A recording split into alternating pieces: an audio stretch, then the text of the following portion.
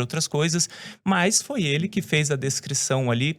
E o síndrome de Asperger é o contrário. E eu tenho Eu ia algum perguntar justamente isso, se entrava dentro dessas características de autismo também, né, porque sim, fala: "Ah, o cara é autista, mas esse é Asperger e o cara é muito perfeito. inteligente num assunto específico ali". Até 2013, teve quando houve uma mudança no DSM-5, que é o Manual de Doenças Psiquiátricas, o Asperger ele não estava dentro do autismo. Em 2013 ele entra, porque o Asperger é sim uma pessoa que tem alteração na socialização, na comunicação e padrões restritos e restritivos para coisas de interesses e pessoas.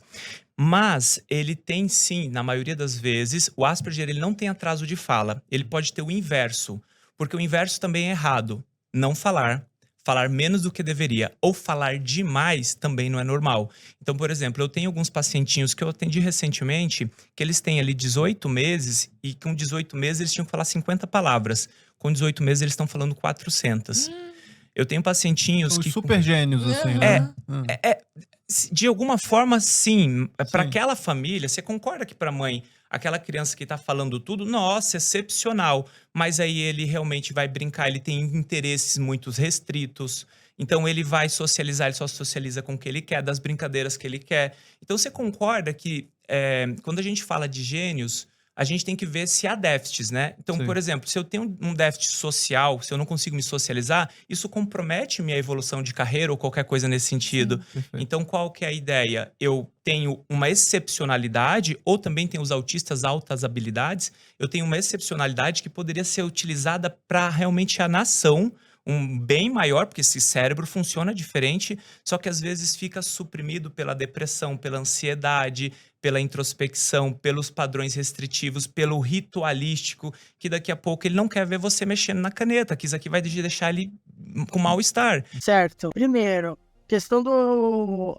Asperger e autismo. Em essência são a mesma coisa, não à toa que no DSM-5, né, que, como ele falou, lançou em 2013, e depois o DSM-5 atualizado, né, se não me engano, a sigla TR, quanto o próprio CID-11 transformou tudo em terra, porque não faz sentido existir uma condição, em essência, é o espectro autista, porque a síndrome de Asperger e o espectro autista, né, para falar, tentar fazer essa separação, é os padrões, né, a dificuldade de comunicação social, né, os padrões de comportamento restritivos e repetitivos, né, e voltando na questão da comunicação social, a dificuldade de socialização e de comunicação. Esses são os critérios diagnósticos pro espectro autista. Qualquer outra coisa que fuja disso, por exemplo, se tem um QI mais alto, ou seja, um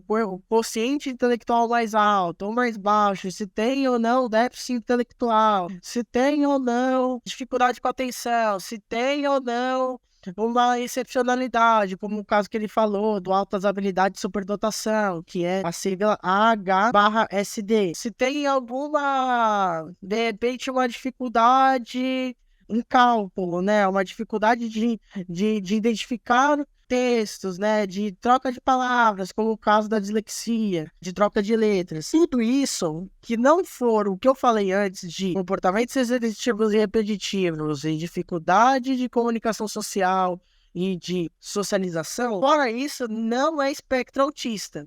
É uma outra coisa que aí o modelo biomédico vai chamar de comorbidade, o modelo social da deficiência costuma chamar de condição coexistente, dá para chamar de dupla excepcionalidade, enfim, mas não é só espectro autista. Por isso que existiu essa separação que não fez sentido e foi corrigida pelos próprios manuais médicos. Então, assim, a única diferença que existe, que dá para dizer, né, entre muitas aspas, de diferença entre o autismo e a síndrome de Asperger é uma suposta dificuldade que a pessoa autista tem, ou seja, não Asperger, mas sim o autista tem em relação à questão de déficit intelectual, ou mesmo de comunicação. Mas aí, nesse caso da comunicação, afetaria justamente o próprio critério de diagnóstico do próprio autismo, então não faz sentido, né? Então, inclusive o que entra muito nesse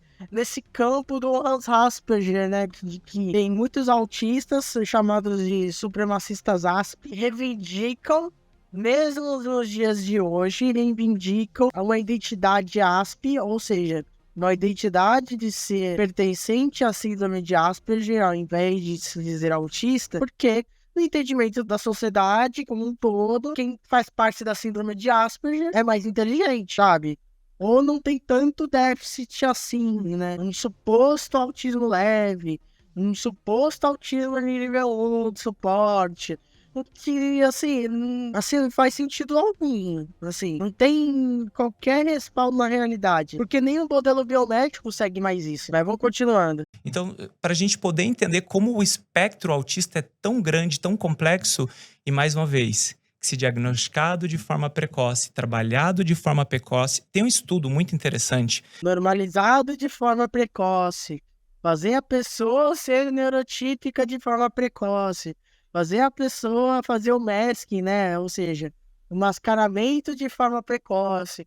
Melhora, assim, para a criança não ter crise, ela se segurar, ela não tem autonomia do próprio corpo, né? Porque, querendo ou não, o comportamento faz parte do corpo da pessoa. Então, é tratar a criança como objeto, é tratar a criança como uma espécie de posse, né? Seja dos próprios pais, seja do psiquiatra, seja do terapeuta, né? O psicólogo, seja da sociedade como um todo. De Varlovaz, de 1987. Esse estudo, ele traz ali que as crianças que Deixa eu até voltar, que ele vai falar de Varlovaz. Tem uma coisa muito interessante aqui.